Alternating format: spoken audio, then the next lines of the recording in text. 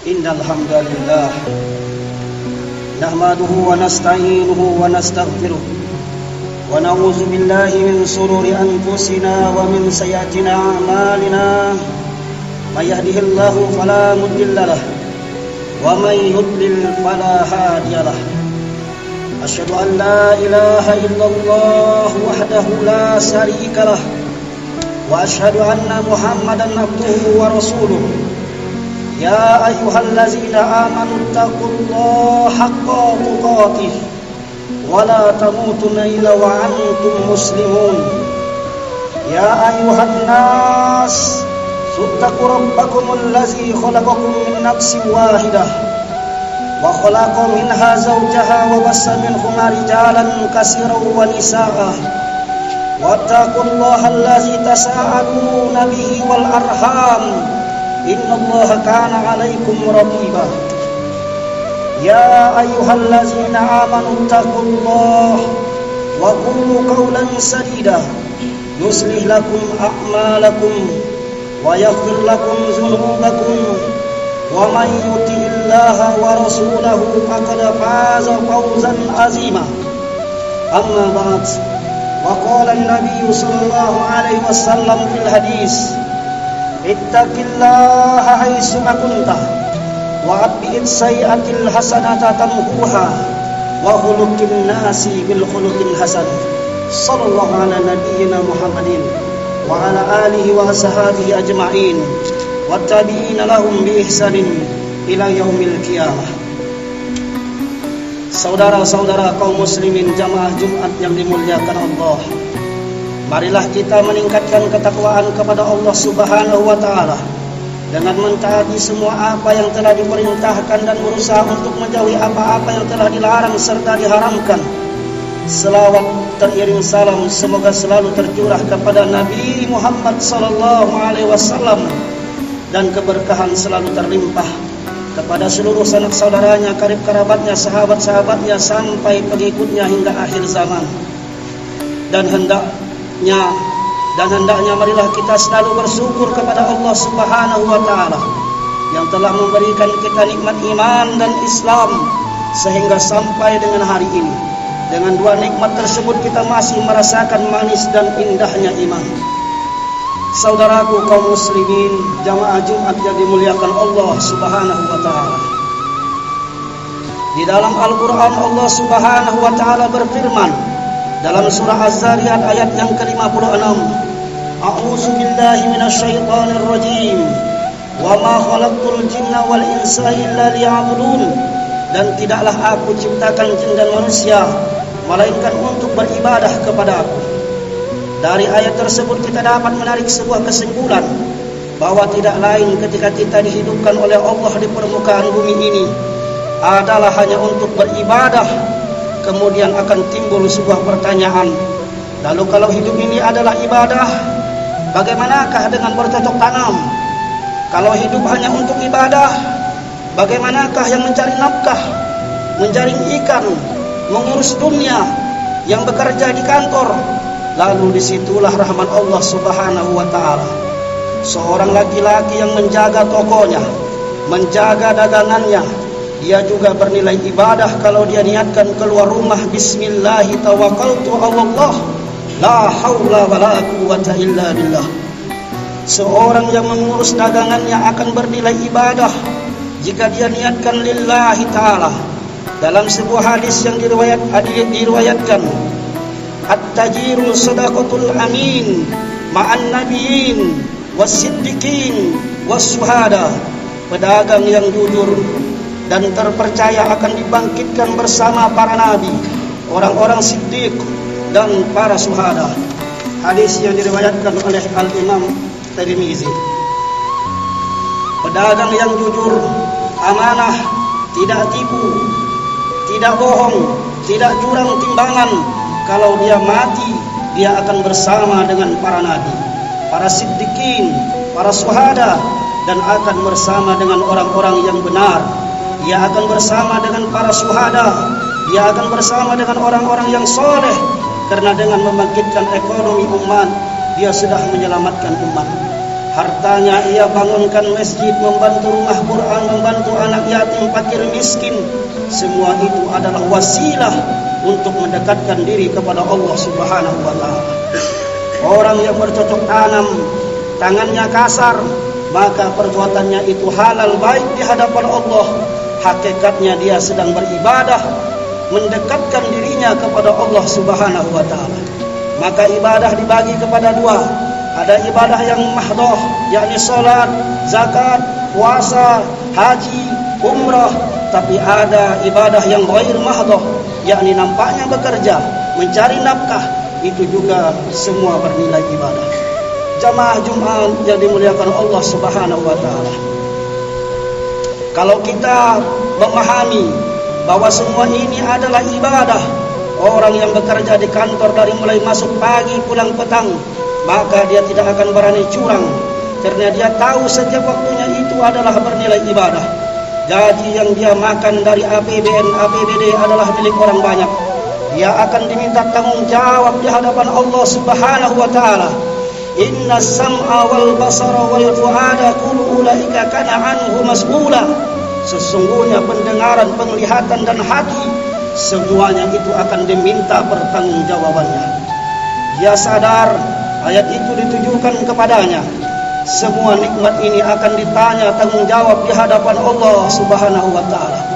Dan ketika kita sudah diminta tanggung jawab di hadapan Allah, kita tak lagi dapat berkata. Yang berbicara hanyalah tangan, yang bersaksi adalah kaki. Al-yawma nahtimu ala afwaihim. Pada hari ini kami tutup mulut mereka. Wa tukallimuna aydihim wa tashhadu arjuluhum bima kanu yaksibun. Tangan mereka akan berkata kepada kami, dan kaki mereka akan memberi kesaksian terhadap apa yang dahulu mereka kerjakan. Jika di dunia ditimpa masalah hukum, kita bisa meminta bantuan pengacara, bantuan penasihat hukum, karena kita tak tahu masalah hukum.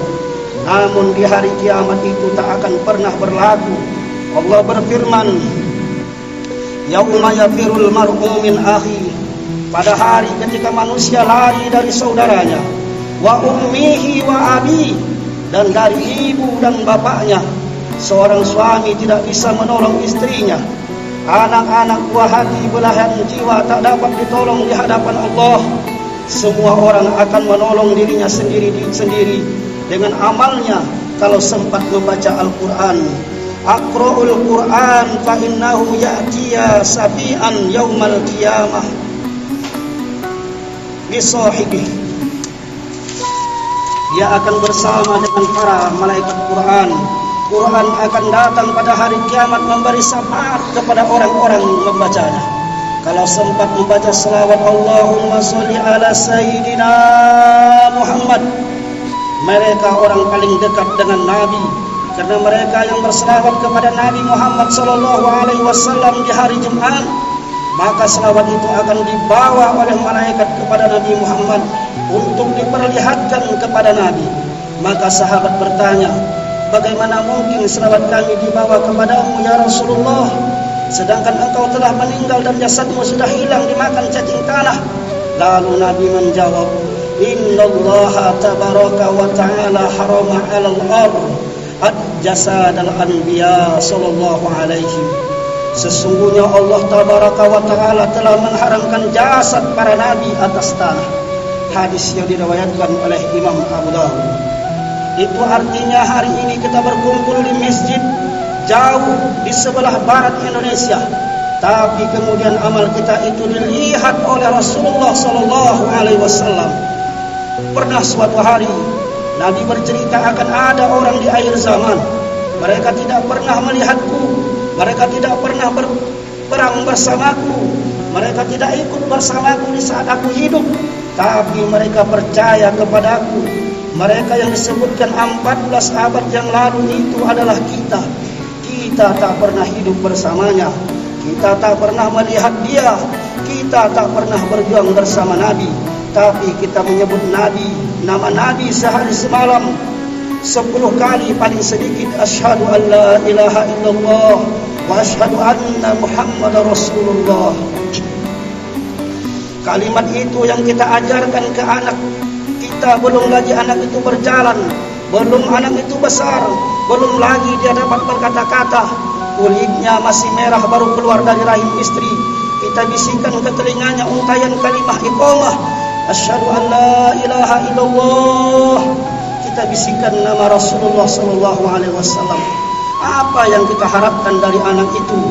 Yang kita harapkan hanya satu, saat kita nanti mati meregang nyawa, maka dia yang membisikkan ke telinga kita, la ilaha illallah Muhammad Rasulullah. Sebuah persaksian bahwa tidak ada Tuhan yang berhak disembah melainkan Allah, dan bersaksi dan persaksian bahwa Nabi Muhammad adalah hamba dan utusannya. Alaiha nahya wa alaiha namut. Dengan kalimat itu kita hidup, dan dengan kalimat itu kita diwafatkan, dan dengan kalimat itu kita harapkan akan dibangkitkan di padang mahsyar menghadap Allah Subhanahu wa taala. Saudaraku jamaah Jumat rahimakumullah, hidup ini ibarat di tengah laut, karangnya tajam, anginnya puting beliung, dipukul ombak, dihempas gelombang. Banyak perahu yang tenggelam, pecah terdampar. Hanya orang-orang yang istiqomahlah yang sampai tujuan. Mengapa kita mesti sholat subuh? Mengapa kita mesti sholat zuhur, sholat asar, maghrib, isya, duha, tahajud, witir? Supaya kita istiqomah. Mengapa kita mesti bersaudara, berteman, bersahabat dengan orang-orang baik? Itu agar kita istiqomah. Lalu mengapa kita watawasau bil haq, watawasau bis sabr, saling menasihati tentang kebaikan dan saling menasihati tentang kesabaran? Itu pun untuk istiqomah. Kalau ada kawan sahabat yang masih mengingatkan, sudahkah engkau sholat? Kalau ada sahabat, ada teman sahabat yang mengingatkan, jangan kau mencuri, jangan kau mabuk, jangan kau maksiat, bersyukurlah, sesungguhnya Allah masih sayang kepadamu. Pegang dia erat-erat, jangan putuskan tali silaturahmi, karena hidup ini keras. Banyak kawan bersenang, banyak teman tertawa, tapi tak banyak yang mengingatkan kita tentang kebaikan-kebaikan. Mesti ada orang-orang baik yang mengajak sholat berjamaah, mengajak ke masjid, serta menegakkan risalah ta'muruna bil ma'ruf, menyuruh perbuatan kebaikan, wa tanhauna 'anil munkar, dan mencegah dari yang munkar, wa tu'minuna billah, serta beriman kepada Allah Subhanahu wa taala. Karena kalau tidak demikian, dikhawatirkan Allah akan mengirimkan hukuman. Ketika hukuman itu datang, kita angkat tangan ke langit, berdoa meminta kepada Allah, tolonglah kami ya Allah, maka doa kita tidak akan dikabulkan. Karena kita tak ada peduli, karena kita tak melaksanakan amar ma'ruf nahi munkar. Laki-laki sehat, tidak sakit, maka wajib telinganya mendengar wasiat takwa dari khatib pada hari Jumat ini. Di antara rukun khutbah adalah wasiat takwa, takut kepada Allah Subhanahu wa taala. Wahai orang-orang yang beriman, wahai orang-orang yang percaya bahwa ia mesti akan mengalami kematian, wahai orang-orang yang percaya bahwa ia akan dibangkitkan di hari kiamat, takutlah kepada Allah dengan sebenar-benarnya takut. Ya ayyuhallazina amanu taqullaha haqqa tuqatih. Wahai orang-orang yang beriman, bertakwalah kepada Allah sebenar-benar takwa kepadanya. Wala tamutunna illa wa antum muslimun, dan janganlah kamu mati kecuali dalam keadaan muslim, dalam keadaan mengucapkan la ilaha illallah Muhammad Rasulullah. Innal ladzina qalu rabbunallah, orang-orang yang mengatakan Tuhanku Allah, summastaqamu tatanazzalu alaihimul malaikah, lalu dia istiqomah kepada Allah, di saat senang istiqomah, di saat susah juga istiqomah. Tatanazzalu alaihimul malaikah, maka akan Allah turunkan malaikat kepadanya. Kapan malaikat itu? Kapan malaikat itu turun? Kata ulama tafsir, saat seseorang akan mati menghadap Allah, saat goncangan keras, ketika sakaratul maut tiba. Nabi menyebutnya ashabul aula. Saat itu malaikat datang berbisik ke telinganya, Allah takhafu wa la tahzanu wa absiru bil jannati allati kuntum tu'adun. Janganlah kamu merasa takut dan janganlah kamu bersedih hati dan bergembiralah kamu dengan memperoleh surga yang telah dijanjikan kepadamu. Ketika orang-orang yang mengalami kematian, ketika ia mengalami sakaratul maut, bergetar jasadnya, jiwanya takut. Kenapa? Karena takut azab, takut titian siratal mustaqim, dan ia mesti ditenangkan. Siapa yang sanggup menenangkan di saat seperti itu? Anak tak dapat menenangkan, istri tak dapat menenangkan. Di saat itulah datang kiriman dari Allah. Allah takhafu, jangan kau takut. Jangan kau takut. Orang yang akan mati itu sedih. Sedih meninggalkan anak, sedih meninggalkan rumah yang dibangun, yang meninggalkan kawan, sahabat, sedih meninggalkan dunia berserta isinya. Saat itu kata malaikat, wala tahzanu, jangan kau bersedih. Kemudian sedihnya hilang, saat itu hampa dan kosong. Kemudian bisikan yang ketiga datang kepadanya, dikatakan oleh malaikat, wa absiru bil jannati allati kuntum tu'adun, berbahagialah engkau, kau akan masuk ke dalam surga yang dijanjikan Allah Subhanahu wa taala. Di saat itulah malaikat maut mencabut nyawanya. Walaupun kematian itu sakit seperti mata kail pancing yang ditarik dari kulit yang basah. Walaupun mati itu sakit seperti pedang yang ditebaskan beratus kali di tempat yang sama. Kematian itu sakit seperti kambing yang dikuliti hidup-hidup.